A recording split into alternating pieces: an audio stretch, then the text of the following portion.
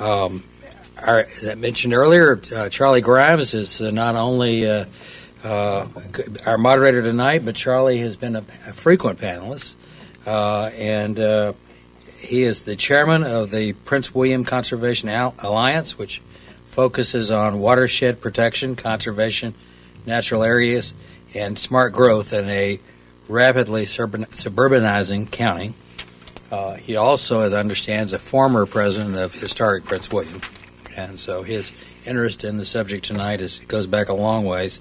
He spent 30 years with the Department of the Interior, working as a National Park Service ranger in Missouri, manager of easements on the Rogue, Wild, and Scenic River in Oregon, followed by 25 years in headquarters jobs as a budget analyst, information technology policy lead, manager of internet-based outreach, and project leader for an electronic government project, recreation.gov. And I gather from that was enough, and he's gone on to other things. He's currently teaching Virginia geography classes at George Mason University, is the author of Virginia Places website, www.virginiaplaces.org.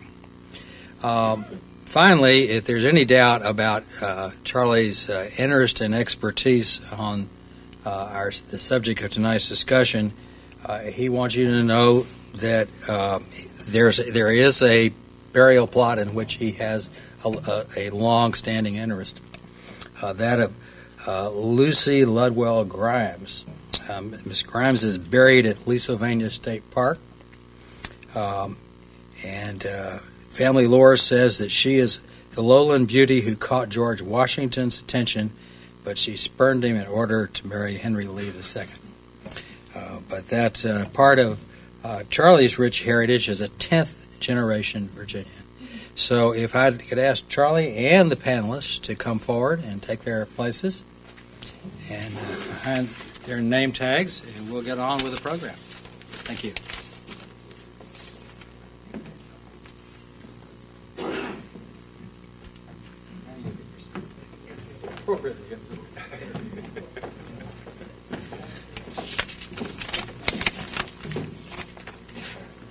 Pick a chair, any chair.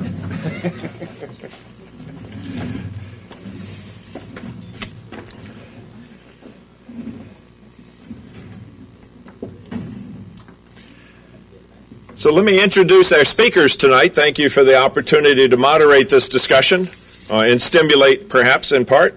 We have a series of speakers, each of whom gets 8 minutes to speak, and then the hook comes out. The magical trick is right in front of you. Jim O'Connor is holding up the measuring stick. You don't need to check your watch or your cell phone. Halfway through, you'll get a sign, then you'll get another sign when it's 2 minutes, and then you get 30 seconds, and then the cone of silence will descend upon you. So the challenge is say what you got to say, but say it in 8 minutes. Then we'll have questions at the end. We'll invite our participants here to ask questions. I encourage you to ask your question of a particular person on the panel if there's some particular focus for your question. If not, toss the softball out there and we'll see who swings at it. We'll invite the panelists to respond, and then other panelists will be encouraged to chime in and add your perspective and your understanding to perhaps elaborate a little upon the initial question so we all go away with a better understanding of the issue that we're exploring here tonight. So let me start off by introducing our speakers, and then we'll make a magical process to select who's going to go in which order. So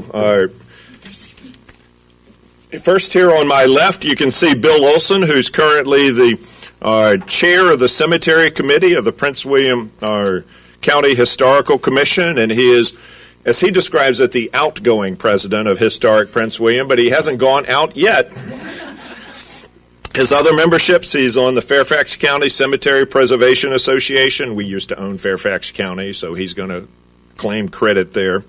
He's a trustee for the Virginia Conference Methodist Historical Society, and he's a member of the board of the Old Brunswick Circuit Foundation, Old Brunswick being down by the North Carolina border. His recent activities have been related to recruiting adult volunteers to restore neglected cemeteries. Additionally, Bill mentors Eagle Scouts, or Eagle Scout candidates, and he's processed about 30 of them in the last 2 years, planning and executing cemetery restorations. To Bill's left is Marty Nohe, who represents the Coles Magisterial District on the Prince William Board of County Supervisors. He's in his third term, having been elected initially in November of 2003, re-elected in 2007, re-elected in 2011. He's also been chosen by his colleagues on the board to serve as vice chair for the calendar year 2007 and again for 2012. And prior to serving as a supervisor, he was an elected member of the Prince William Soil and Water Conservation District for 2002-2003. Marty serves on a number of local, regional, and state-level boards and committees, including the Northern Virginia Regional Commission, the statewide steering committee for the Virginia Adopts Campaign for 1,000 Kids. He's on committees of the Metropolitan Washington Council of Governments, COG, committees for the Virginia Association of Counties, the Potomac and Rappahannock Transportation PRTC, Potomac and Rappahannock Transportation Commission, and he serves as an alternate representative to the Virginia Railway Express Operations Board, and right now he's the chair of the Northern Virginia Transportation Authority. On his left is Don Wilson, who, to his regret, comes from Indiana. I'm sure it's been a problem for you throughout your career here in Prince William County. He has his BA from Ball State University, made famous by a comedian at 11 o'clock, a master's in library science from Indiana University. Now, he's been in charge of our local history and genealogy department since 1979 at the Prince William Public Library System. An extraordinary resource since 1979. He's currently the library liaison to the Prince William County Historical Commission, board member of Historic Prince William and the Manassas Historic Resources Board, and the wizard of all things one needs to know about Prince William County. His avocational interests include genealogy, archaeology, and community theater. So, to his left is Julie Langan. Do I pronounce that correctly? All right, I win one. She's now the acting director and the State Historic Preservation Officer, the SHPO, with the Virginia Department of Historic Resources, and that's the state agency tasked with administering a variety of state and federal preservation programs throughout the Commonwealth. You've been serving that since late November, right? Okay. She's an experienced historic preservation professional and nonprofit administrator. She's previously held leadership positions with both regional and local preservation nonprofits and 2 state historic preservation offices, Virginia and Arkansas.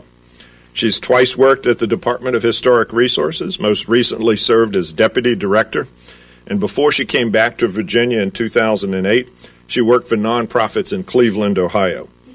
And for the 10 years prior to her move to Cleveland, she held several positions with the Virginia Department of Historic and Preservation, and she taught historic preservation at the University of Mary Washington College back then, and the Virginia Commonwealth University.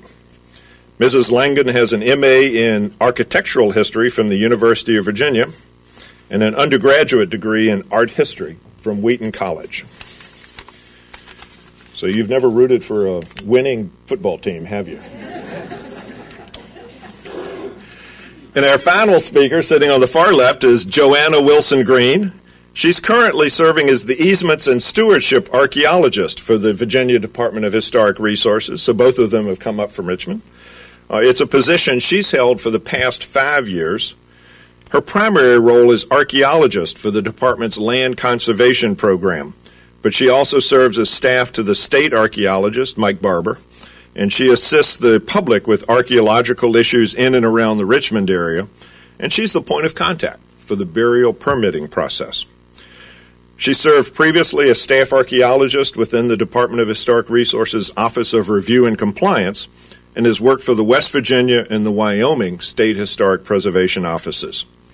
She holds a bachelor's degree in anthropology from the University of Wyoming and a master's degree in anthropology with an emphasis in the identification and analysis of human skeletal remains from the University of Texas, Knoxville. Body Farm, right? Okay. You've been made famous by a Virginia author. Yeah.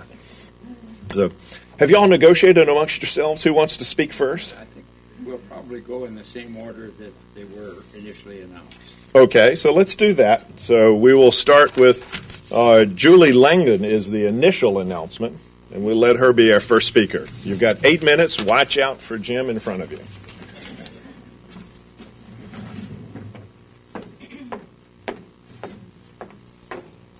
Well, I'm so grateful to have a timekeeper to keep me on track. My colleague Joanna and I are very appreciative of the offer to participate in tonight's discussion, and we've come prepared to explain the permitting process, its shortcomings, and how it might be improved upon. As manager of the program, Joanna is definitely the expert when it comes to the permitting process, so I'm going to leave that to her to discuss. The Department of Historic Resources, for those of you who aren't familiar with us, is a state agency, so we work throughout the Commonwealth, and we're located within the Secretariat of Natural Resources. Some of us think we should be within the Secretariat of Natural and Historic Resources, but we're in Natural Resources, and our mission is to foster, encourage, and support the stewardship of Virginia's significant historic, architectural, archaeological, and cultural resources. And we do that by administering a number of both state and federal programs. And the fact that we administer some federal programs on behalf of the Park Service sometimes surprises people, but in fact we do.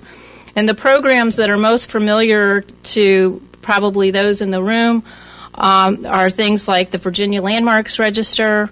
We have a highway marker program, and you see those cast metal markers along the roadside. We review federal projects throughout the state. The permitting process for the removal of human remains is maybe one of the least known of our programs, and it is also, as we will be talking about tonight, one of our least utilized programs. So we have this variety of programs, all of which are focused on identifying, evaluating, and protecting the full range of historic resources. And focusing just on the type of historic resource of human burials, any archaeological work that is conducted on human graves, marked or unmarked, requires a permit from the Department of Historic Resources. However, as we're going to be talking about more this evening, the majority of removals do not involve an archaeologist. So all the time throughout the Commonwealth, there are human remains being removed without the involvement of a professional archaeologist. For all intents and purposes, and in the majority of cases, DHR's permitting process is voluntary. So it is up to the person, the property owner, who's wanting to relocate the human remains. Are they going to go about it by going through our permitting process, or instead, are they going to go the option of going to the circuit court and getting a permit through the circuit court? Well, the purpose of the burial permit regulations that we administer is to bring archaeology into the process. We can't require people do that, and that often surprises people. When an owner chooses the circuit court option, the Department of Historic Resources is not consulted, and we have no role to play in that process. And in talking this through with Joanna this week, I asked her, well, how many times do you remember that someone's been referred to us by the circuit court? And her answer was she couldn't remember that happening. So it's really a situation where we don't even know how many permits are being issued through the circuit court process. We don't typically we're not consulted. All we know is how many times somebody is coming to us requesting a permit. And those numbers are a little shocking, and I hadn't focused on them until thinking about tonight's discussion. We know for a fact that the majority of burials that are removed are not coming through our permitting process, and we know that because we've only had 75 permit requests since 1991. So if you do the math, that averages less than 6 permit requests per year. And these facts are of serious concern to us, as the potential for unmarked cemeteries is incredibly high. And if you think about the history of Virginia and how it was settled and developed, and the fact that it was largely an agrarian society, we know there's a preponderance of family cemeteries throughout the state. We know that many of them are unmarked, and they're not in formally designated areas that are easy to identify. We don't even know where a lot of them are located. We don't have a good survey of where they are. And if discovered at all, it's sometimes at the final moment when development is already underway. We, as the State Preservation Agency, certainly understand that some of you may, with very good cause, feel a bit dissatisfied with the process for the removal of human remains. And there are a few things that we'd like you to consider, as we do, when thinking about the situation and how to improve upon it. For us, the first choice is always to leave burials in place and to not have them removed. But Virginia is a state where the rights of property owners are respected, and what an owner can or cannot do often is what prevails. For us as an agency working with individual property owners and also with local governments, we see it as a balancing act between preservation in place and respecting the rights of property owners. This is really, as we've been discussing before tonight's program, the situation in Prince William is one that's, really a combination of good news and bad. The good news is that Prince William, as a county, is way ahead of many other Virginia counties. And you are in select company to have a staff archaeologist. You have an active preservation organization, a really active historical society, and you have a situation that we're focused on tonight where the choice was made to go through our permitting process. The recent experience has exposed the inadequacies of the current requirements, especially when it comes to notification. And so in this case, even though the applicant followed the process, it has become clear that the existing legislation and local requirements failed to adequately inform the community. So Joanna and I are here tonight to listen and learn. We are hopeful that we can formulate a plan to either address some of these inadequacies through legislation, and I understand some has already been introduced, and perhaps more will be in this General Assembly session. And we also have the opportunity to solve these problems through regulation, and we're committed to looking at our regulations and looking for how they might be improved. And as we do that, we're going to want the assistance and the input from people like you. So thank you very much.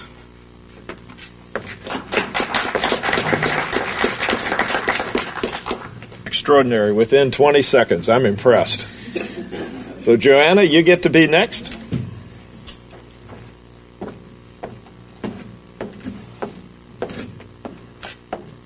Good evening, and thank you very much for the opportunity to meet everybody and to sit and talk with you all tonight. It's been a while coming, and I'm looking forward to having a chance to speak to people directly rather than through email or through other means of communication. So thank you again for giving us the chance to do that.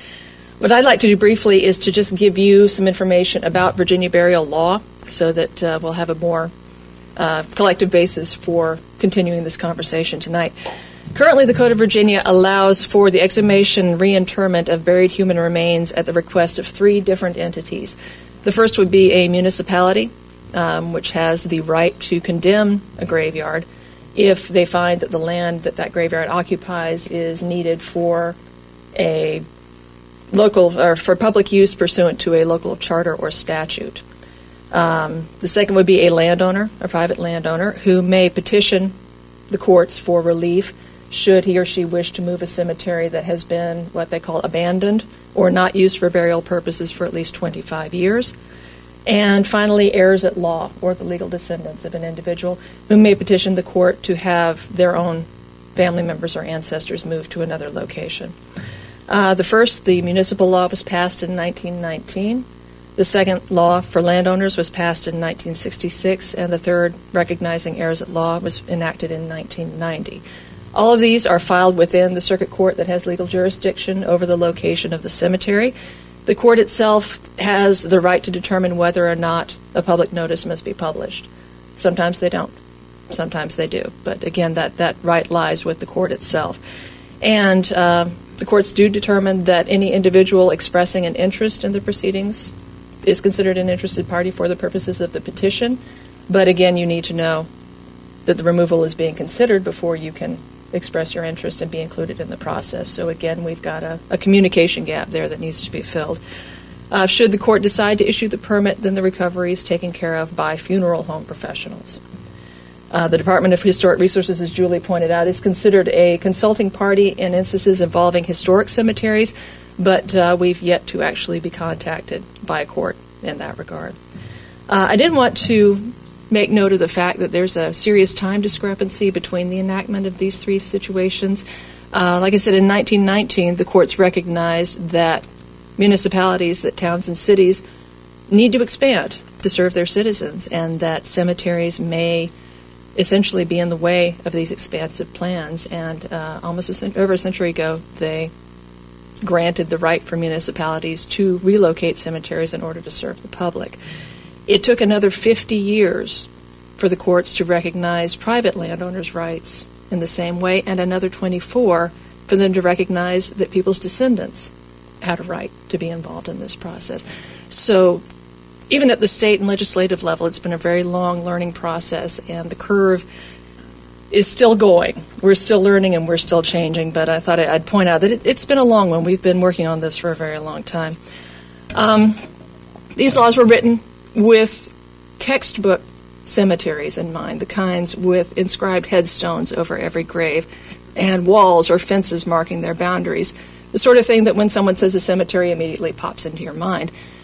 Well, as the folks in this room know, the vast majority of the older cemeteries in Virginia don't meet that requirement. Either they don't have fences or walls, or the ones that they did have are gone. They may be marked by small bits of stone or not marked at all, and the individuals within them may not even have been buried in coffins. So literally we're looking at two completely different things. So when we find a little cemetery that doesn't meet that textbook definition, what do we do? And in 1989, the General Assembly recognized that there are cemeteries in Virginia that are considered unmarked, meaning there's no stone over the gravesite that tells us who this person was. And they enacted a law to cover, at least at that point, what they thought was the right way to proceed. Thank you. This law is based on the understanding that prehistoric grave sites and a large percentage of old and historic cemeteries simply don't meet the rubric of an identifiable cemetery or identifiable graves. The law also recognizes that the people who are most likely to give these cemeteries the special treatment that they require are professional archaeologists. The permit that this law requires is issued through our office, and that permit requires that DHR ensure that the work is done in a methodologically appropriate manner, that the graves are to be recovered in a respectful manner, that the work is performed by trained and professionally qualified archaeologists. You can't just go out there and do this. You need to be people with the right kind of training to do this kind of work. And it also requires that a final technical report detailing the results of the excavation and the analysis be produced, which is something that the other burial laws do not require. It's a way of getting something back. We're losing an important resource in the recovery, but we're gaining information about Virginia's past in the process. This permit does require a public notice to be printed in a local newspaper like the other permits do. It also requires that all human remains and associated funerary artifacts be reburied in an appropriate location, unless DHR specifically approves another disposition. And sometimes that can be something like long-term curation, if a family agrees to it, or if the remains are of surpassing scientific importance. But I think we've only done that once or twice in the entire time that the law's been together. As Julie pointed out, application for the use of archaeologists is voluntary. We can't compel it. It's something that the landowner needs to make an active choice to do. It's often the most time-consuming and expensive choice as well. Funeral home crews tend to excavate using machines, and they will go in with backhoes and recover what in their line of work would be an intact coffin or something within a vault. It can take them less than a few hours to recover a human grave. Archaeologists use hand tools, and we get in there and we recover everything that we can find. It can take 3 to 4 days to recover a grave archaeologically, and that costs a lot of money. Archaeological removal, again, also requires analysis and preparation of a final report, which also takes time and takes money. It's a long and involved and expensive process, but we feel it's the appropriate way to treat old and historic burials. As Julie pointed out, since the law was enacted 24 years ago, we've issued a very, very few permits, only 4 of which have been issued in Prince William County, and that includes the one that we're discussing tonight. One was issued for the recovery and reburial of bone fragments found when a cemetery wall fell. Another was issued at the request of a local family for the recovery of their ancestors and a relocation to what they figured was a more appropriate place. And the final one was issued for the exploration of what we thought might be a Civil War mass grave, and absolutely no evidence of interments was found. And that's it. Prince William County, for all of your development and all of your land use, we've only ever had 4 permit applications here. So that, again, tells you that maybe something needs to change, and we're looking forward to talking to you about ways that that can happen. So, thank you.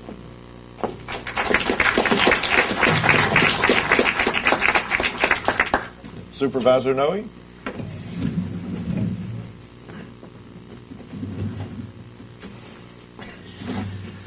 I'm told that at 8 minutes the cone of silence comes down on me, and if it works, my wife will want to know how you did it.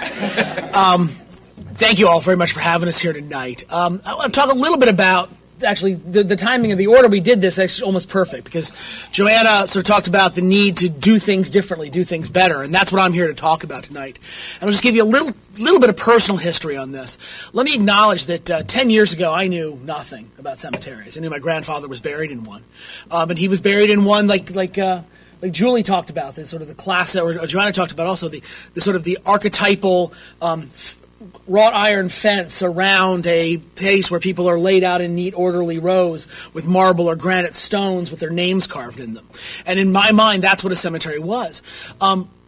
Around the time I was first elected to the Board of Supervisors, there was a development project, private sector development project, not far from my own home, was the basis of my beginning of my friendship with Jan Kennard. Some of you may remember the Saratoga Hunt development, in which there were a number of violations that took place, including some that endangered an historic cemetery. And through that process, I had to learn a thing or two about cemeteries. And I like to tell a quick story that the morning after I was first elected, I got a phone call from someone who said, "Well, you won the election. What are you going to do about Saratoga Hunt?" And I said, "Well, ma'am, I'm sorry. It's 8 in the morning, and I'm a little tired. I was up pretty late last night celebrating." And then I didn't write her number down and never called her back. It might have been Jan. I'm not sure. And then actually not terribly long after that, I inadvertently discovered that I own a cemetery. Didn't know I owned it, didn't plan to own it. I inherited it from my father, who purchased it when he purchased his home. But when my sister and I sold the home, we apparently failed to communicate correctly, and the cemetery wasn't sold along with the house. So I own an historic cemetery, but it's very much one of the cemeteries like Joanna talked about. A casual observer wouldn't recognize it as a cemetery. Indeed, what I essentially own is a piece of land only a little larger than one of these tables that's in the middle of someone else's front yard, someone I've never met, may never meet, and they probably have no idea that there are human remains buried in their yard or that I own part of their front yard. And I share that to say that one of the things I've learned in the last few weeks, because of the situation we've been dealing with at the Independent Hill High School site, is that this can be a very complicated issue of how we deal with cemeteries, certainly, but any type of cultural and historic resources. Because often our cultural and historic resources are not something that to the untrained observer seem visually to have any value whatsoever. But what I think we've learned, and I see some members of the Lynn family here today, is that to someone, those spots on the ground have tremendous meaning, tremendous value, and the difficulty that often comes is identifying who those people are. So in dealing with the unfortunate chain of events that's happened recently at the new school site. I received a number of phone calls in my office. I called Chairman Stewart, who you may know owns an historic home. He has, I think, a number actually of burial sites on his property. And I said, as owners of cemeteries, Corey, we have to step up a little bit on this. And I think we need to do exactly what Joanna said, and that is start to think differently about how we protect cultural resources, at least initially in the context of what we do when cultural resources exist on publicly owned land. Now, there's also work to be done on what to do about cemeteries that are on privately owned land. And the reality is, and I think Julie and Joanna could probably name cases where people determined that the best way to deal with a cultural resource is to make it go away, so that there was nothing to protect. There's a lot of work to be done in that, particularly, I think, on the legal front. But at the governmental level, we have an opportunity with our public lands. We build a lot of roads in this county. We build schools. We build fire stations. We build libraries. We build a lot of things here in Prince William County as a government. And there have been in the past, and there will be in the future, a need to ask these questions. So what we've initiated is a process that I actually tried to introduce in a very humble way, tried to do it in a very small way, and our Public Works Department has really stepped up to the plate and said, no, we need to really set a new gold standard. From beginning essentially now, and I'll talk a little bit about what I mean by now, Prince William County government is going to have a new policy that says that when we are developing land that the county owns, that we're going to begin by looking for historic and cultural resources that we might not have looked for previously. It's very much what seems to have happened at this high school site, is that there were folks that knew that there was a cemetery on the site, but the folks who had to make the decisions didn't take the time to ask the questions necessary to understand what that meant. So we're going to begin by asking those questions. And then the very next step after that is once a cultural or historic resource is discovered, we're going to be in contact with our historical commission, asking our historical commission to become engaged in the process of determining how we continue to allow our progress to move forward without adversely impacting these historical resources.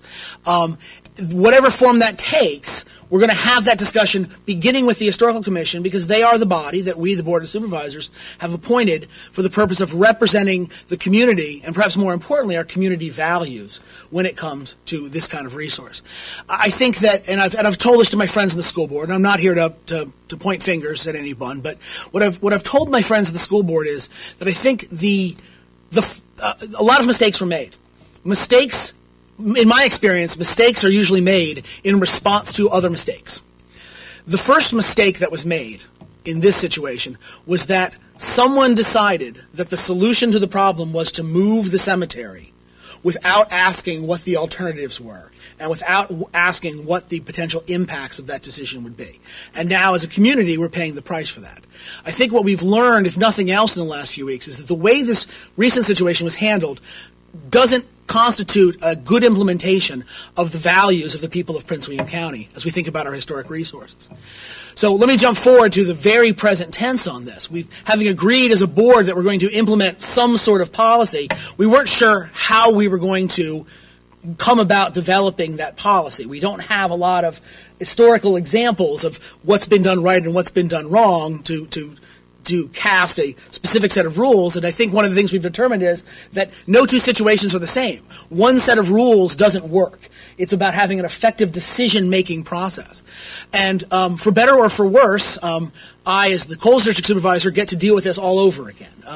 Right in the midst of having these discussions, Public Works staff came to me to talk about the new fire station that's being built right next to Coles Station 6 on 234, right across the street from Independent Hills, soon-to-be high school, where an historic cemetery has been found. This is land that we've owned for some time, and now we have to figure out how to build yet another public facility in the presence of an historic resource. And we're going to use this opportunity as a learning opportunity. Looking at what was done wrong at the high school site, we're going to then make sure that this is the case where things are done correctly from the beginning. Decisions aren't made until after enough information has been gathered to make a responsible decision, and making sure that the right level of community input is acquired before those decisions are made. Now, what is the right level of community input? We're not sure yet. And once again, it'll probably have to be done on a case-by-case basis. But we've already begun implementing the policy of starting with our Historical Commission. Back in December, I was in front of the Commission talking about some of the initiatives we want to put in place. And and we're already trying to figure out what do we need to know about this cemetery in order to make the right kind of decisions. And I think 3 seconds left, so I'm going to go ahead and end. Thanks, Jim.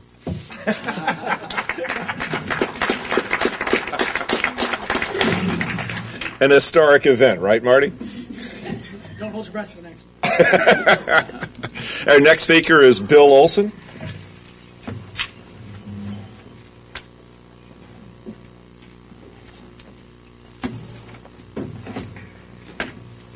Good evening. My remarks tonight are related to the specific case that Supervisor Nohe has just discussed, one that was widely reported in the news and resulted in the suggested title for this meeting, that is, Can You Rest in Peace in Prince William County? This is a case of the graves found at the 12th Prince William High School and the processes used for disinterment and reinterment of the human remains. The first public disclosure of the finding of Grymes was a newspaper article, Inside Nova, August 23, 2013. This disclosed the existence of the cemetery and the intent for removal of the remains to build a football stadium. As a person interested in cemetery preservation, I went to my usual sources to determine if there was a known cemetery as the grounds as described. I went to one of the first persons, was Ron Turner, who was our expert in cemeteries in Prince William County. He found that he had not recorded this cemetery. However, a neighbor in 2001 requested of the Prince William County Planning Office to investigate a cemetery that was at the described location. Ron attempted to record the cemetery, however, he found that there was dense vegetation that prevented him from finding the cemetery. Nearby neighbors on Independence Hills, the road that adjoins the school site,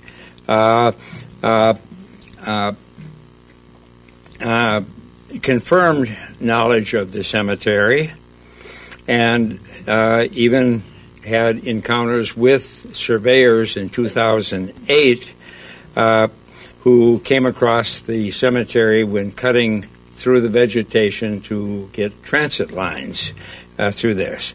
Later, this finding of the cemetery, or the possible cemetery as described by the school officials, was confirmed with an employee of the survey firm.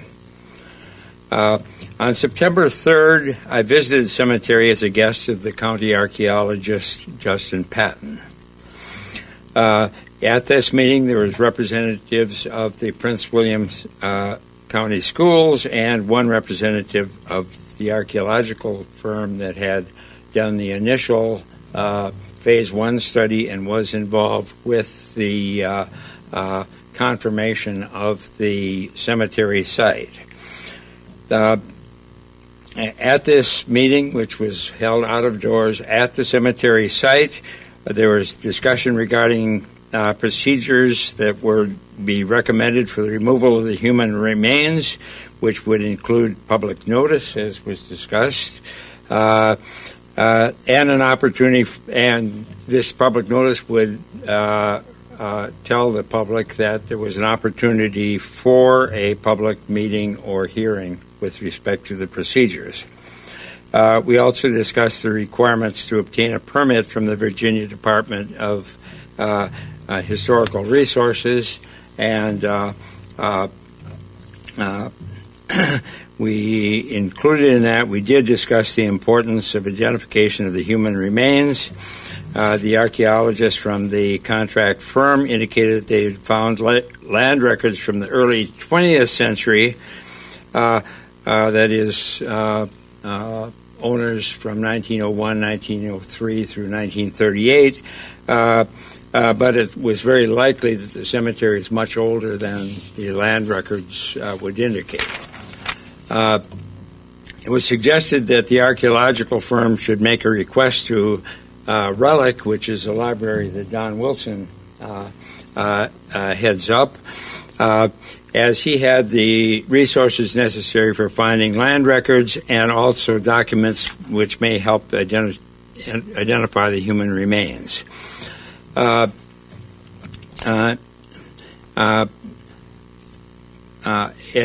From then on, from September 3rd through November 8th, communications with the Prince William County Schools and or their archaeologists ceased. November 8th, it was disclosed that disinterment would begin the following Monday, which was a Veterans Day. So we had a weekend between the time of the announcement that the disinterment was planned, and at that time we found that there had been a public notice in which no one had responded. We weren't aware of the public notice. It was in the Washington Post in the legal section, which you may notice is the extra small print part of the paper with multiple pages of legal notices. I did make FOI attempt requests to the Prince William County Schools, which did not result in any useful information.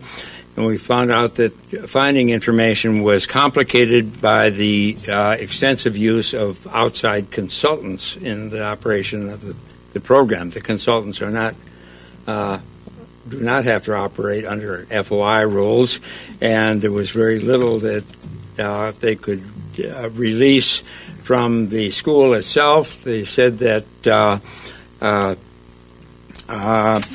in order to get the records that I would want, it would require them to obtain a forensic IT specialist to examine as many as 6 computers to get the records. So we did go to DHR and made some requests for information, which were very rapidly forthcoming. We did get the Phase 1 archaeological report of August 2008.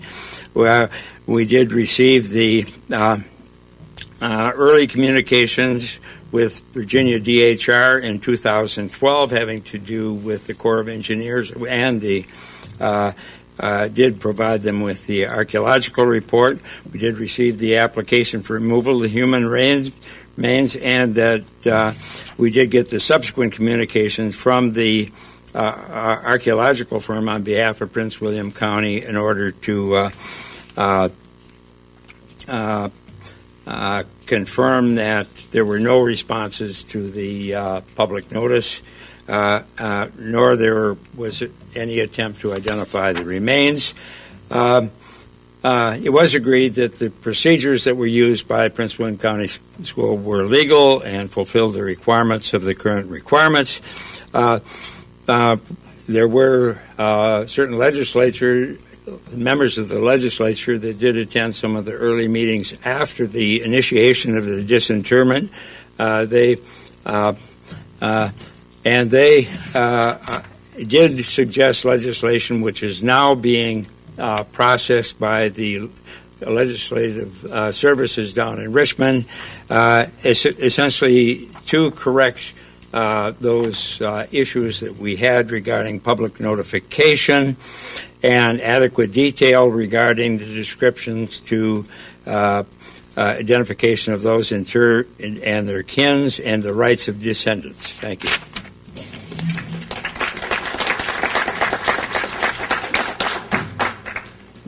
And the head of the Ruth E. Lloyd Information Center at the Prince William Library, Don Wilson. I want to start out by saying, even though I'm originally from Indiana, I have strong feelings for Virginia. Many of my own ancestors are from Virginia, including Prince William County. And interestingly enough, in regard to this, a number of my ancestors, I don't know where they're buried, somewhere in Prince William County. So, that's a challenge to myself. Our collection of books, manuscripts, microfilm electronic databases and such that we have at the Bull Run Library is available for family history research, historical research. We often help people trace land titles to find the history of your house. And this particular question pulls all of those different kinds of search techniques together. Beginning last summer, we were visited a number of times by archaeologists who were working for the school system. We didn't really know what they were doing at that time. We were trying to help them do historical research on property titles. And nothing was said at that time about looking for burial information. They gave us information about particular deeds that they were interested in tracing back earlier in time, and we did what we could to help. And as later events proved, the piece of land that they thought was of interest turned out to be a separate piece of property to the east of what turns out to be the cemetery property. And so we were sort of going on a wild goose chase for a month or so, and we got lots of details about that property, taking its history all the way back into the 1700s. But that didn't answer any questions about the cemetery. In fact, we didn't even know there was a cemetery involved. After the November 12th Historical Commission meeting, it became obvious to us, apparent, that I needed to take a more active hand in trying to determine what the origins of this cemetery was that had been in the news since late August. The problem was we did not have an accurate GPS location for the cemetery, and it took a day or so before we were able to track somebody down with the exact location. And that made all the difference in the world in us being able to accurately trace the ownership of the property. Once we had that, with the assistance of one of our numerous very expert volunteers, in this case Charlotte Kane, who has expert knowledge of how to use electronic mapping programs, we were able to accurately locate the property as it was around 1900 and immediately tie it into a chancery lawsuit that was settled in 1899 regarding the Lynn family of Prince William County. In the chancery lawsuit was a plat. This is a picture taken from the lawsuit papers, which are online on the Library of Virginia's website.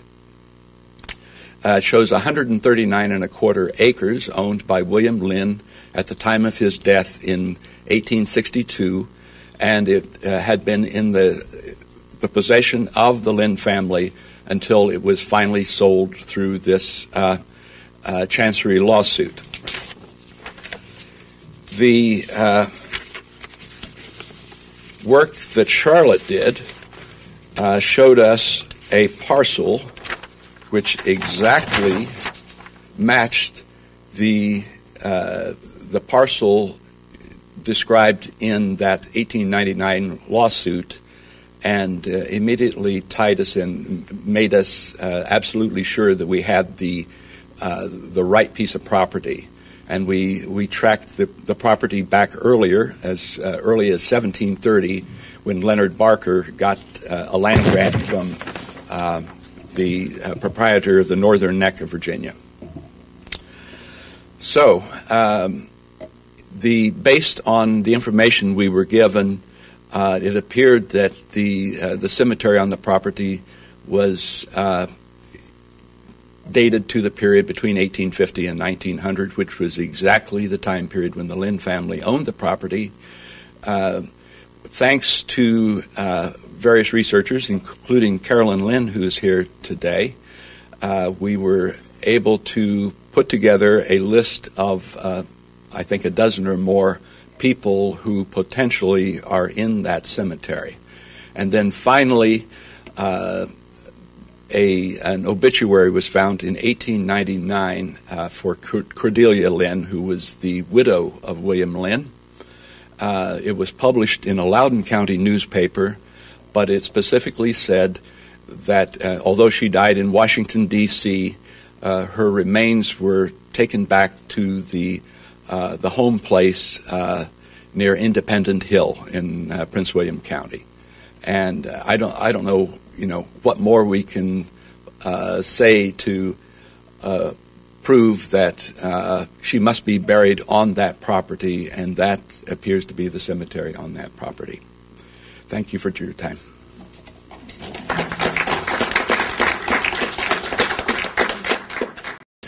So, are you ready for us? Yep, we're ready. We have a question here for Jim.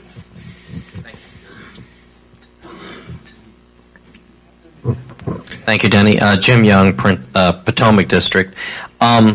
Little preface, and Don, Bill, you may be aware of this. I'm or what was until recently a troop committee chairman for a local Boy Scout troop, and a few years back one of our scouts approached us to do a cemetery cleanup as his Eagle project. Turns out, and of course, as part of that process, you're required to get all the necessary permissions from the people who own the property. Well, the problem was, even though we were pretty sure this cemetery was part of a Presbyterian church, and you may know what I'm referring to now, Marty, I think you were there when they dedicated it last summer, the plaque, we could not find out who owned this property. The local presbytery wouldn't take responsibility for it, and to this day I don't think ownership has actually been established over that. Isn't the biggest problem in dealing with these issues the fact that there are so many cemeteries out there where ownership and responsibility can't really be established?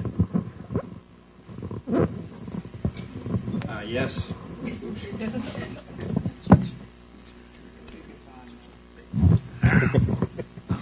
Tech support. You have very well characterized one of the problems we face. We do have special problems where there is a church cemetery which has been disbanded and going to more than, their members distribute to more than one. We have at least two cemeteries by the Presbyterian groups that the ownership is questionable. In the case of the Greenwood Presbyterian Church, I think is the one that you were referring to, that we did trace its disbandment and where the pieces went from the church and that sort of thing. We still could not find anyone who was taking responsibility for the church cemetery. The first Eagle Scout program was actually run by an Eagle Scout from the nearby Presbyterian Church, and I'm not sure how they established authority for going in, but they did go in. Very seldom do we have any objection to actually a cleanup of a cemetery. It's a matter of knowing who properly should be asked for permission to do the cemetery. Just by way of information, I would also note that when we visited it for the dedication a few months ago, people have been buried there. Remains had been interred there as recently as in the last 20 years. So clearly somebody knew about it, and in living memory. I mean, I can understand if a cemetery has been fallen into desuetude over 150 or 100 years, but since I've lived in this county, someone had been buried there. That is correct. There are some relatively recent burials. The cemetery, however, had fallen into complete vandalism. All of the tombstones had been turned over. There had been many years without any clearing of vegetation, so it was even impossible to see that it was a cemetery from Delaney Road, the nearby road. So one of the big projects was to actually remove enough vegetation so you could see into the cemetery. So the reasonable future past, there had not been burials, but there was, as I said, 20, 25 years ago, there were burials there. So would other members of the panel like to speak to this? On a related note, I wanted to let folks know that although there are several laws on the books pertaining to the treatment of cemeteries and human burials, there is no law requiring that a property owner take care of a cemetery. That is completely left up to the discretion of the person who owns the land. There are provisions for adjacent landowners to sue a property owner and require them to take care of the cemetery if it is lowering their property values. But that also places the onus and the financial responsibility upon the suer rather than the suee. So again, it's another weird lacuna in Virginia law that you can do just about anything you like, but you don't have to take care of it. And if anybody is interested in the laws that are on the books in Virginia, I brought a list of all the Virginia statutes. It's on the back table back here, along with some of my business cards. Please feel free to take both. And if you can think of any questions after this meeting that I might be able to help you with, feel free to contact me by phone or email at any point.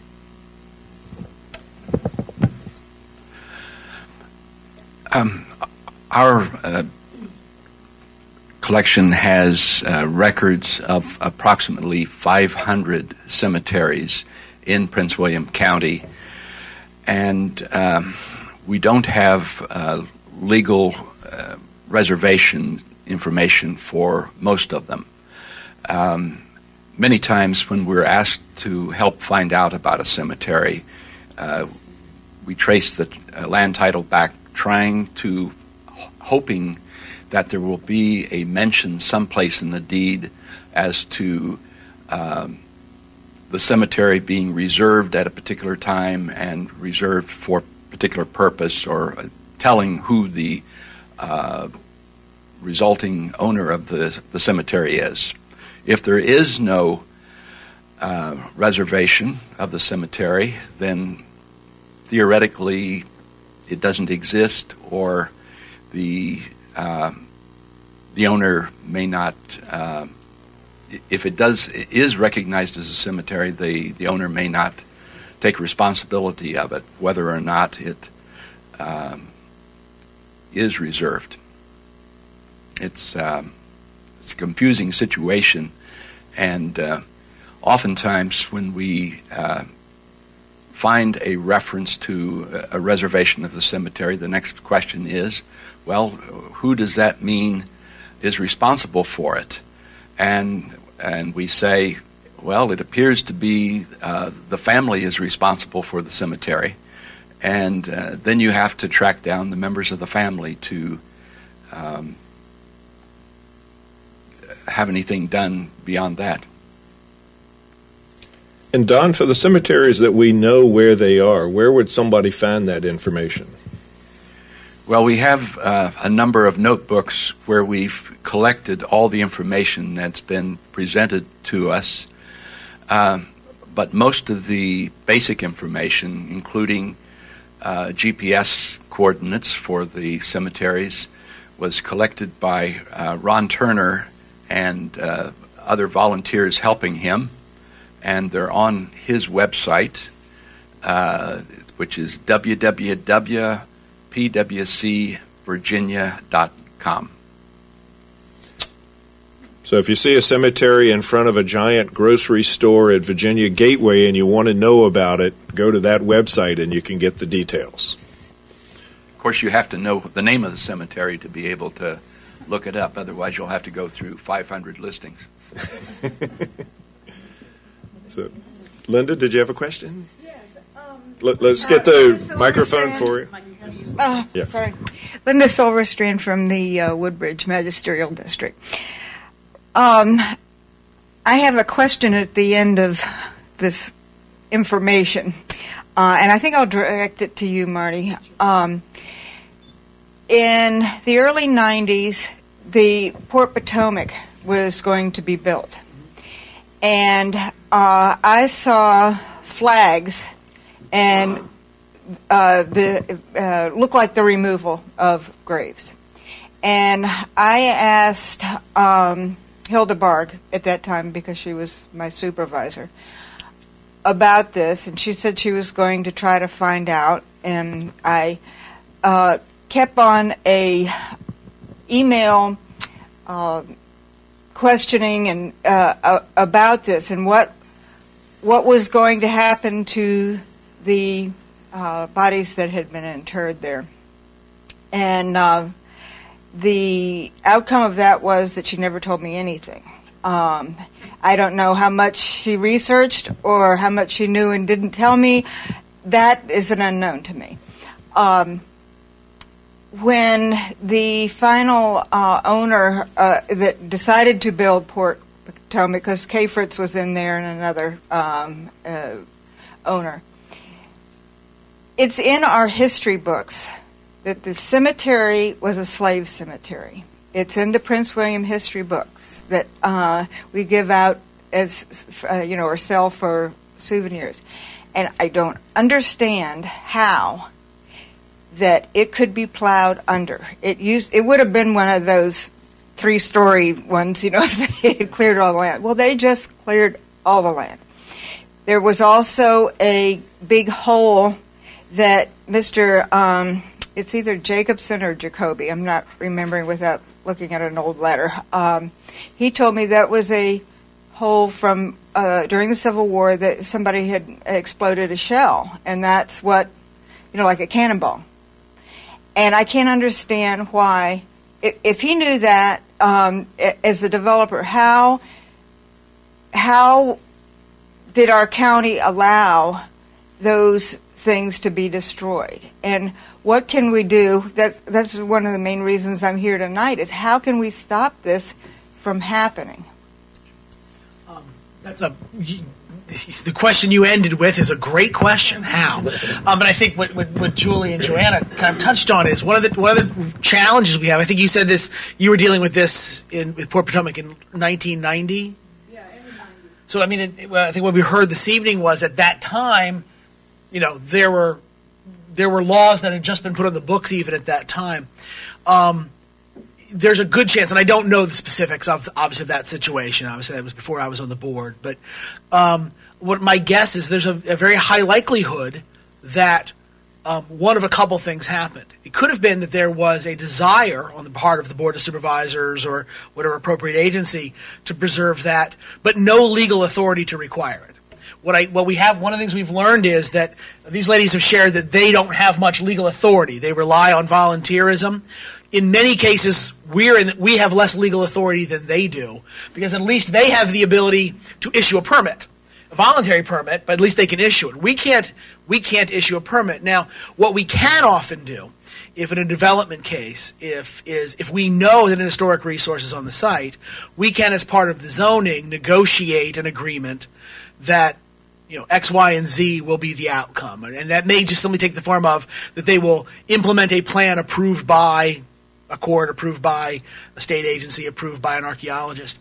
So if we know about a cemetery or other cultural resource at the time of the zoning, we can usually get agreement that would have to be protected. If that land had been zoned without the knowledge that that cemetery was there, well, then obviously no proffer would have been agreed to, and the enforcement ability on our part would be close to zero. One of the goals, and I didn't want to get too much in the weeds here given the short time we have, but one of the things that we are hoping to do as we develop a policy that applies to government-owned facilities is try to also develop it in a manner that we can use it as a standard that we can hope to then apply in our zoning ordinance. We do believe that would require a change to the laws. I mean, as was said, there have been some bills filed that will hopefully give localities more authority to regulate the maintenance of cultural resources. There's a fine line we have to walk there, because what we also don't want to do is pass laws that are more restrictive than we have now, I think. I don't think we want to pass laws that are so restrictive that it incentivizes, be they landowners or farmers or whoever, a landowner of any type, to secretly destroy a cultural resource so that we don't know it's there and protect it. So that's the balancing act that I think is going to have to be dealt with. And I'll share. I think tell me if you disagree. I think there will be, whatever bills are proposed this year, there will be organizations in this state who will work very hard to see to it that new laws are not passed. So a little bit of maybe a long answer to a short question, but that's kind of what I'm famous for. And thank you for laughing. It's not funny though. But it's an ongoing challenge, and I think that the situation we've had at the high school and that is an example of folks who attempted to comply with the law when the law wasn't consistent with the values that we want to have as a community. And so the challenge that we would have as the Board of Supervisors, as our school board is, first, A, how do we set the example of how it should be done right? We haven't necessarily so far. So how do we start becoming the right example? And B, how do we transfer those values to private landowners who may feel an economic incentive to not do the right thing? So I don't have the answer yet, but hopefully we'll figure it out. And let me clarify with our state representatives, is it legal to shoot, shovel, and shut up so that you could destroy a cemetery without any permission from anybody? State law prohibits the willful disturbance or desecration of any cemetery or human burials bought within the state of Virginia. That being said, someone has to catch you doing it. So it's like any other law. If you can get away with it, you can get away with it, but the law will not allow it. So, no, it's not right, but it is done, and I'm sure it's done far more often than any of us would like to think. Okay. Other questions? So, ultimately, the microphone will determine who speaks. So introduce yourself and your magisterial district. Oh, I'm from Prince William County. I've lived in the county for going on 30 years now. I'm a volunteer. Speaking on volunteerism, Robert Moser. I'm sorry. Robert. My name is Robert Moser. I'm a volunteer cemetery restoration and preservationist. I've been working with Bill for the past couple of years now, and I've learned a lot from him. And I know tonight we're here discussing a topic that has more of a legislative aspect, the law, but there are aspects of the situation that are pertinent all throughout time. I feel the preservation of history is essential to our ability to not only teach future generations about the significance of our county, but also to inspire current curious individuals of all ages to visit us on their personal quests of knowledge of American history, a history that has proven democracy within a republic is not only possible, but can thrive and work through the tumult of global strife, and present an example of how peace on earth is not just an aspiration, but a very possible reality. And life on earth is fleeting to us all. We're talking about graves and cemeteries. So we're going to pressure you to ask the question of these folks here. I'm sorry. Yeah. The question. How can they expand their understanding? What it is okay. I'll tell you. The question is. I gotta sit through my cards now. I've lost It's sad when the accomplishments of life become forgotten, and when they slip through the cracks, for whatever reason, it's our responsibility to mend those cracks and provide a solution. So let me maybe help you out here a bit then. What is the value of cemeteries? Why do we treat cemeteries as a valuable asset? It's the link between the generation that preceded us and our ability to teach that to the future generations. And Julie, if I can put you on the spot here for From a historical and an archaeological perspective, why do we protect cemeteries? Boy, that's a tough question. We were talking over dinner about why some people don't respect them the way they did in years past, and I couldn't answer that question either.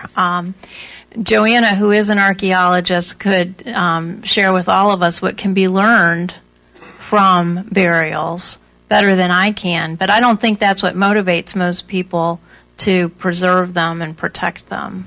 Most of us aren't savvy enough or educated enough to know the kinds of scientific information that they contain.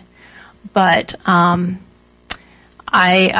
agree with the last speaker that most people do feel some sort of an emotional connection and see them as part of the full range of historic resources, just like we value, a lot of us, buildings and engineering structures and cultural landscapes. And most Virginia cultural landscapes contain cemeteries, marked or unmarked, but that's a common component of a cultural landscape. And when we stand in one of those landscapes and we look around, we expect them to include the burial grounds of people who preceded us. And I don't know how else to answer that question. Someone else want to take a crack? I'll share a couple of thoughts that I think tie into that. I think one of the things that is interesting that I've learned through this situation and through other discussions is that how people in the present day value cemeteries changes over time and changes between cultures.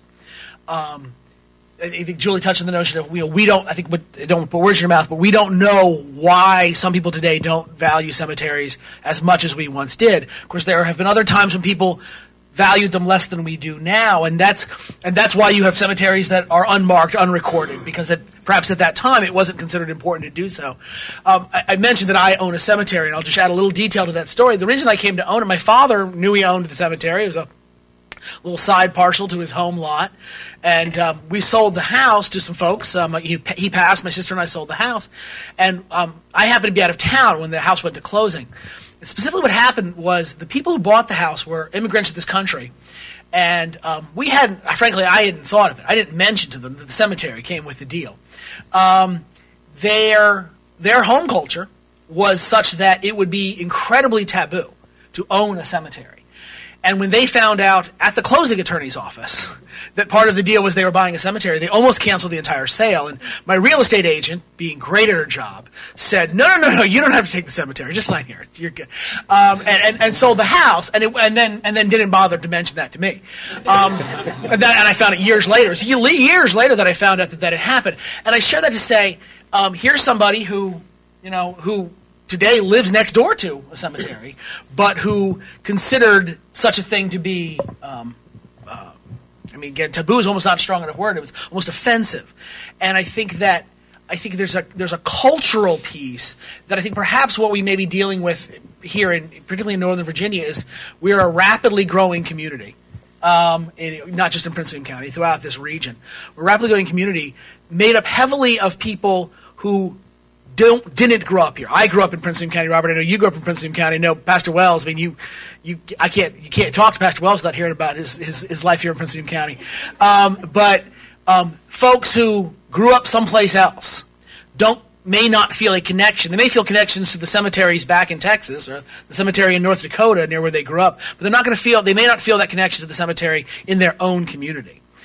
Because of geography, because of culture, because of different religious beliefs. And I think that is maybe weakening some of that social fabric. I don't know how to fix that social fabric piece, but I think what we've learned in the last few months as a community is that we need to figure out how. And Joanna, if I could ask you to elaborate, there's another element of this story, the Native American burial tradition, and how that might have been here in Prince William County. Virginia has been occupied by human beings for around 18,000 years, and it's only in the last few hundred that cemeteries have borne any resemblance to what most people think of when you say that word. The Native Americans who lived here before European settlement buried in their own way. And if they marked their burials, in most cases, it was with something that either we don't recognize as a grave marker or something that has long since disappeared.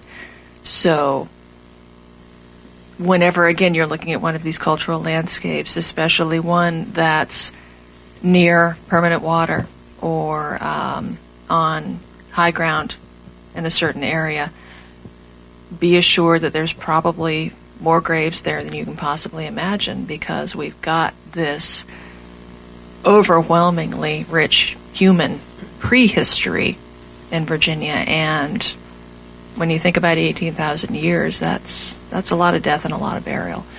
And I think to the earlier point that folks were making, above and beyond their historic significance and their scientific potential and all the things that we can think of objectively, I think cemeteries resonate with people in a way that no other resource does, because they not only give us a tangible link to those who came before, but they remind us of where we're all going.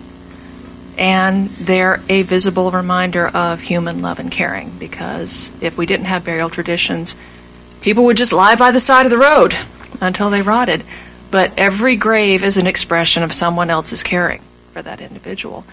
And there's an old inscription that you'll see on really old tombstones that said, "Remember then as you pass by, as you are now, so once was I." And that's, now I've got goosebumps. But that's I think why we care so much about them, is because they hold a very, very special place in our hearts. Don or others, did you want to add? Okay, we'll go with the next question. Harry. Harry Wiggins, Occoquan District. Just one point. There's a cemetery cleanup this Saturday on Aviary Way in Occoquan. I want people to know that. And the second thing I have a question about. It's kind of, this may be are we going to be talking about this 100 years from now? Not us, but our successors. Are people still being buried in family cemeteries, and are there any state rules or laws or anything about where people get buried?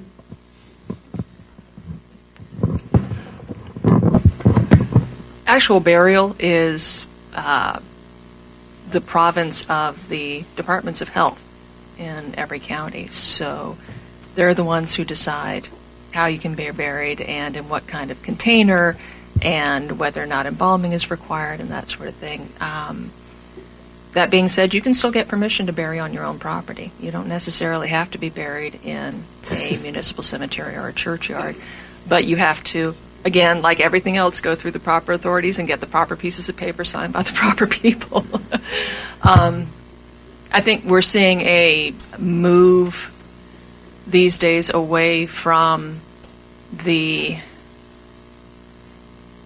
recent trend of almost hermetically sealing human beings in these large ornate coffins and then putting them in much larger concrete vaults, and apparently trying to preserve them in their intact state forever and ever, amen, toward a what they're calling green burial now, which is avoiding embalming and burying in biodegradable containers. And I think we're cycling away from the need to preserve and protect and avoid the idea of the natural progression of things, and back toward the idea that death and burial are essentially returning to the earth. So I'm seeing that trend becoming more and more prevalent. But I think people will still be buried on the home place. I think that it's a Virginia tradition, and it'll most likely continue. Got two over here. Hold on a second. We'll get the microphone so that the video can record your voice. Clanch McQuigg, Occoquan. This is an open question to all of you. What do you think would be the possibility of getting the law changed that if there is a cemetery on your site, that the cemetery and 50 feet around it are marked non-taxable by the county? which would be a very nice economic incentive for people to preserve cemeteries on their sites rather than trying to get them all moved or destroyed. So, Marty should answer that first because it's going to be out of his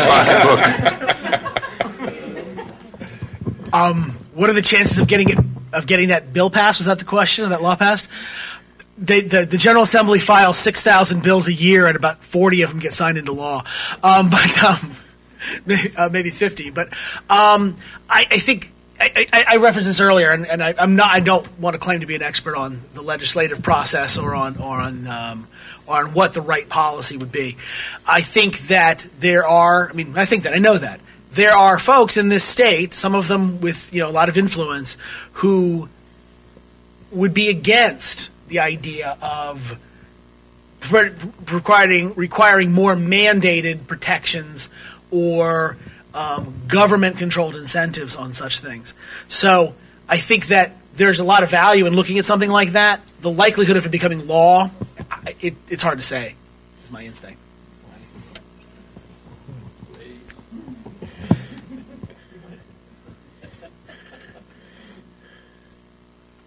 I can't disagree. I think we're going to be happy to work with any patron of legislation that can improve the process going forward.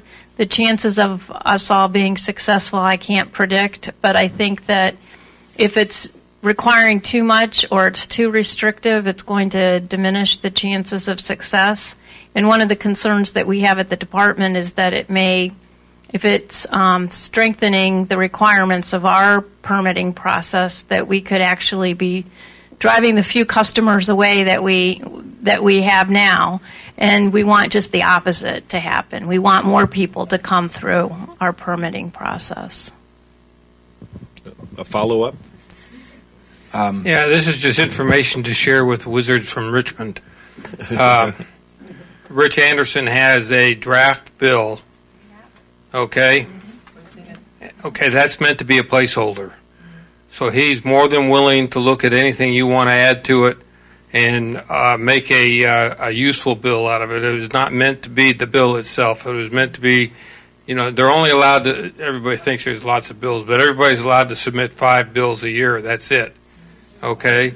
So as a consequence, that's one of his 5, and it's a placeholder, and it's something that any one of you who has any brilliant ideas, including Marty, no, I'm serious. I'm not talking down to you, Marty. I'm really not. I know you're full of good ideas. That's why I like talking to you. That any one of you that has a good idea from your experience, Rich Anderson's bill is what you want to tack onto, and let it mature into a useful bill, and it'll go through the process. We will be asked to comment on it, and we look forward to working with the patron on making meaningful enhancements to the program. Yeah, it's very timely. Okay. Jack? Jack Kuyumji in Alcorn Magisterial District. I heard expressions the right way, the wrong way, the Virginia way. I think I'm comfortable with the Virginia way, and that is bringing consensus together with people to try to do the right thing. So I was just wondering from the panel what thoughts you might have, maybe 1 or 2 salient points that you think ought to be considered in a new legislation or things that might go forward. You'll be consulted, I'm sure, in that process. But I was just wondering if you were willing to share 1 or 2 thoughts regarding things that you think are most salient for us to be sensitized to. Thank you.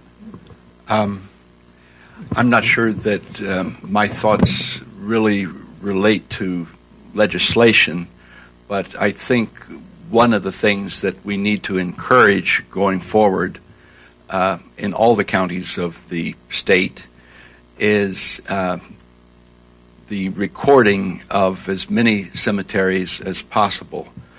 We're on a good track for that in Prince William County, but there's still more to be done. Once a cemetery has been identified and put on the planning department's records, then we have a good chance of preserving it. If we don't know it's there, then there's nothing we can do about it. Anyway, I want to see encouragement of the identification and recording of as many cemeteries as possible. Bill, you want to give it a shot? With respect to the legislation, there was placeholding regulations or draft law put in. It has been massaged by legislative services. It came out last Friday with a replacement of the placeholder.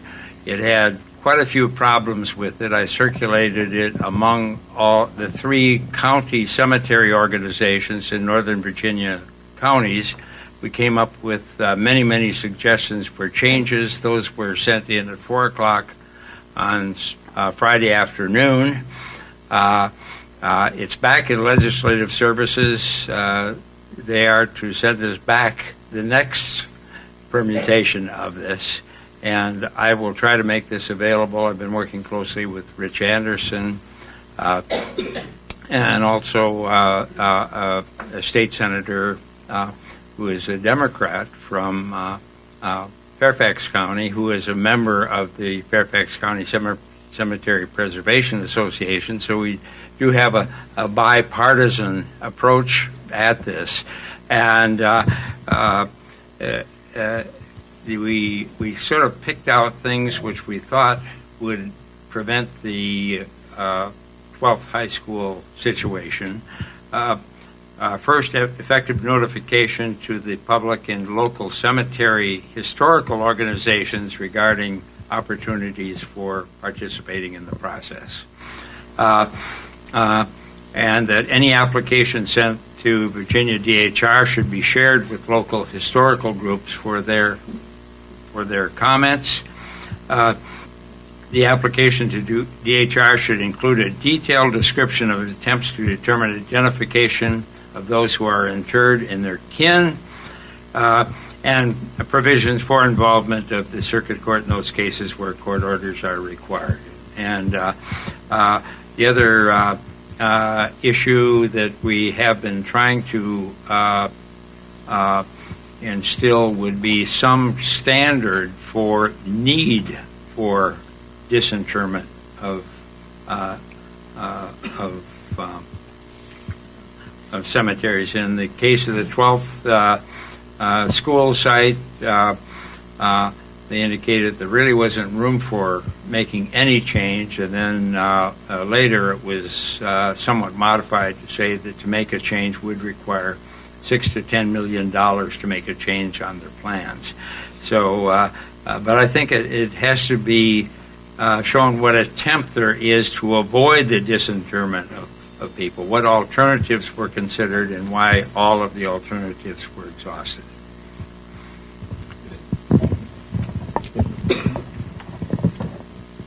I did want to point out in the updated legislation, as in the current legislation, it specifically mentions DHR's involvement with regard to historic cemeteries. There's a big difference between old and historic. Historic has a very specific meaning, and that meaning includes meeting a certain series of criteria that are established by the National Park Service through the National Register of Historic Places. And cemeteries, having the heavy emotional and personal component that they do, have to meet an even higher threshold than most other resources in order to be considered historic. So when that term is used, especially as a threshold for our involvement, it may have the side effect of restricting the number of cemeteries that we could be involved with. If the legislation states that our involvement is only with historic cemeteries, that's going to be a very, very, very small percentage. So that needs to be kept in mind, and maybe that's something that we need to talk about with the patron in more detail so that we don't inadvertently wind up hamstringing ourselves. But I did want to make that clear. if I could, the other thing that comes to mind, if you want I think it helps likelihood of legislative passage, but it also makes it a more functional bill, is rather than trying to adopt a single statewide standard, establish thresholds that can be adopted as part of local zoning ordinances. Because the reality is, I think the way that the community would feel about this and the way that boards of supervisors would make development decisions and such is going to be affected very differently in an urbanizing region like Northern Virginia versus a very agricultural community. And I think what we've just been talked about in this group, I spent a lot of my life talking about we talk sometimes about the two Virginias. There's not just two Virginias, there's 20 Virginias. And what works in the coal mining country doesn't always work well in farm country, and works in farm country doesn't work well in the mountains, and works in the mountains doesn't work well in Northern Virginia sometimes. So establishing broad thresholds of localities must do at least this and may do up to this, whatever those thresholds are, and then give us the ability to put them in our zoning ordinance, which also takes away this other issue that we run into as a Dillon Rule state a lot of, where I get phone calls and it's a great source of frustration. When I get the phone call, I want you to do something about this, and it's I want me to do something about it too. I'm not the permit issuing body, or I'm not, we run into it with the Board of Supervisors versus School Board, County Transportation versus VDOT. This is another area where giving localities the ability to enforce the rule allows us to react more quickly than a state agency ever can because of that being in place. Okay. Other questions?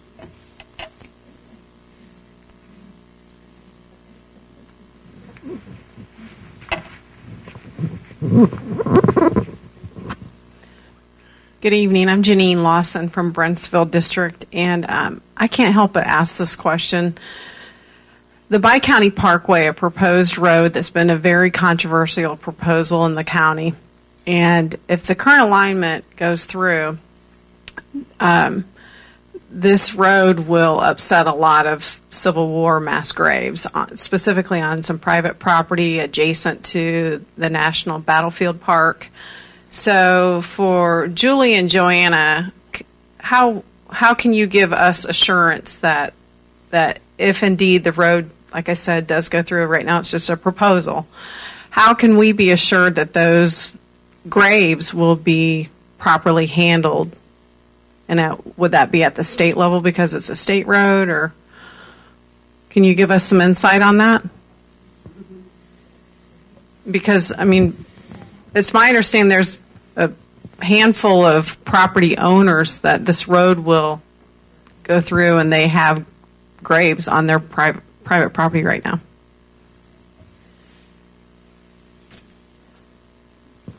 Together, maybe Joanna and I can address that. I'm not familiar with where in the project area you might be thinking about, so I can't address specific pieces of property that you might be concerned about. But the process itself is going to address the full range of resources, including human burials. We're yet in the very early planning stages on that project, which may sound surprising since the discussion's been going on for years and years.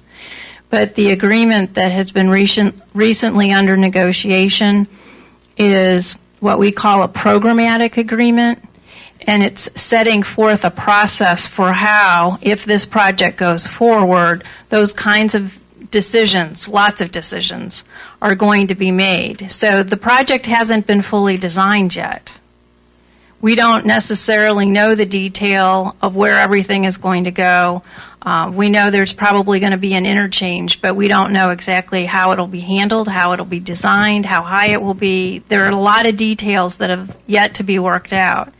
And so this agreement is different than a lot of other agreements where more is known.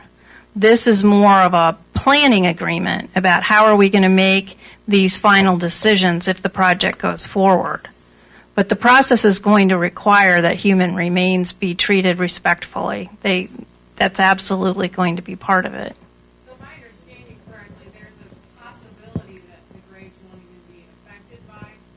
I don't know if they will or they won't because I don't know where they are in relationship to any part of the project. Yeah, it does. Yeah, parts of that, true, they do. Yeah. Okay. Any other questions? Joanna may want to add something to that. The federal process that's guiding the formation of this absolutely massive agreement document that Julie's talking about does involve and require archaeological intervention, both during the process of selecting the final alternative and when the final alternative has been chosen. That archaeological process would involve the identification of anything of archaeological interest up to and including Civil War graves.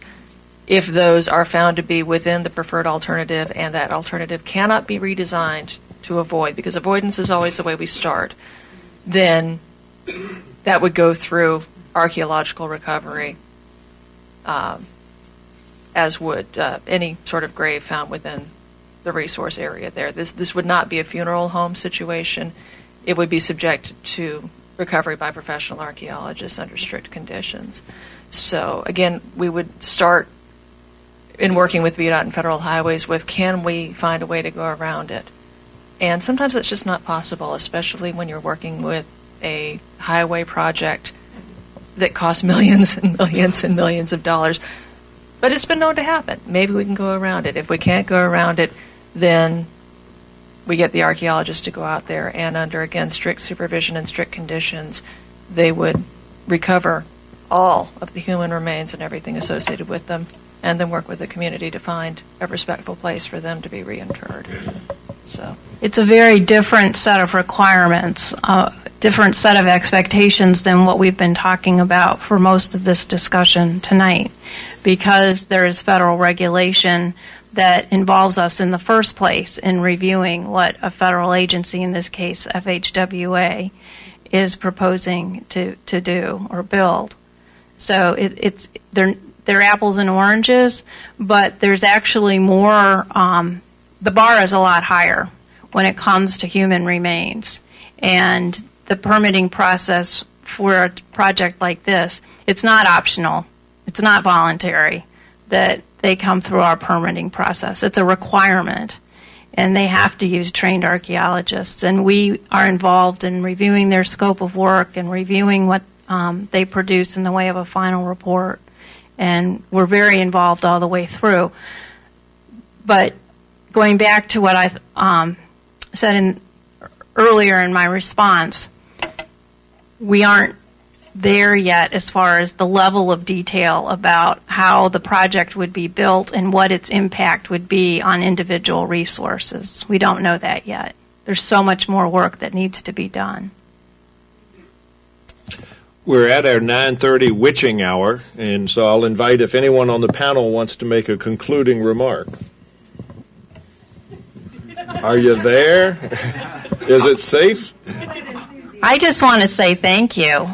This has been really helpful for us. Joanna and I both have actually been looking forward to this because it helps us to hear the concerns of the community, and we know that you've been thinking very critically about this issue, and we benefit from that. So thank you very much for including us in this discussion. And I'd like to thank you all for including me in this discussion as well. And I want to encourage any of you who does have a question about a particular piece of land, a cemetery, a family, get in touch with us, and we will be happy to work with you in trying to collect and evaluate the information that's available. Thank you. Don't pass up the opportunity. A wise man once said nothing.